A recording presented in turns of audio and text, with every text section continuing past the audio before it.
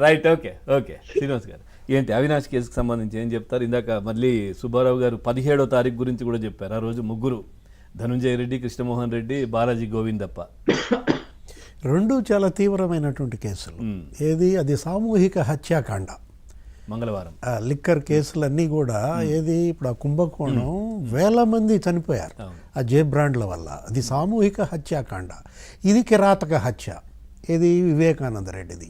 రెండు తీవ్రమైన కేసులు, మరణశిక్ష పడే కేసులు, యావజ్జీవ శిక్ష పడే కేసులు అన్నమాట.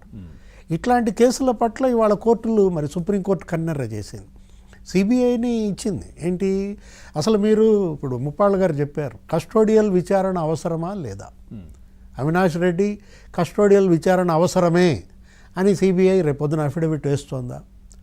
లేదు, అసలు ఎంతమంది బెయిల్ రద్దు చేయాలో చెప్పమని అది కూడా అడిగింది సుప్రీంకోర్టు. బెయిల్ మీద ఉన్నారు అందరూ.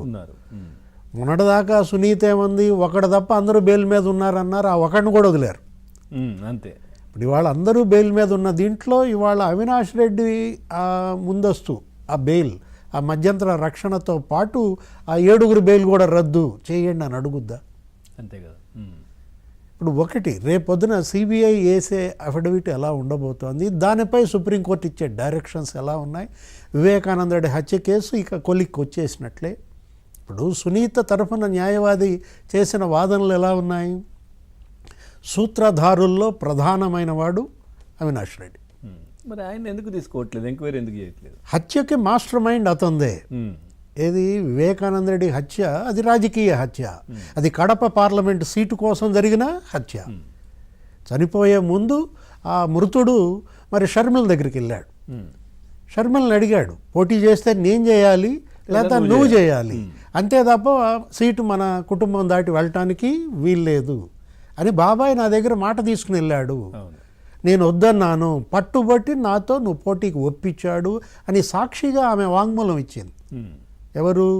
షర్మిల ఇచ్చిన వాంగ్మూలం ఉన్న దీంట్లో ఇది రాజకీయ హత్య. దీని వెనుక మాస్టర్ మైండ్ అవినాష్ రెడ్డితో పాటు సూత్రధారుల్లో ఒకడు మాత్రమే. అవినాష్ రెడ్డి కాకుండా దీని వెనుకున్న సూత్రధారులు ఎవరు? అవినాష్ రెడ్డి తండ్రిని అరెస్ట్ చేశారు, ఆయన రిమాండ్లో పెట్టారు. అది మరి ఈయన ఎందుకు తీసుకోవట్లేదు? వాళ్ళంతా పాత్రధారులు. ఎవరు? ఆ బ్యాచ్ పాత్రధారులుగా చూడాలి మనం. ఎవరు? దస్తగిరి దగ్గర నుంచి ఆ చంపిన వాళ్ళందరూ, ఆ గొడ్డలు కొనుక్కొచ్చినాడు, కొట్టినాడు, నరికినాడు, అందరూ పాత్రధారులు. ఇక్కడ సూత్రధారుల్లో అవినాష్ రెడ్డి కాకుండా జగన్మోహన్ రెడ్డి కూడా ఉన్నాడు. ఓకే. ఇప్పుడు జగన్మోహన్ రెడ్డి, భారతి మేడం ఆ రోజు మరి ఆ కారులో వెళ్ళడం, వాళ్ళకి ఎప్పుడు తెలిసింది ఈ సమాచారం?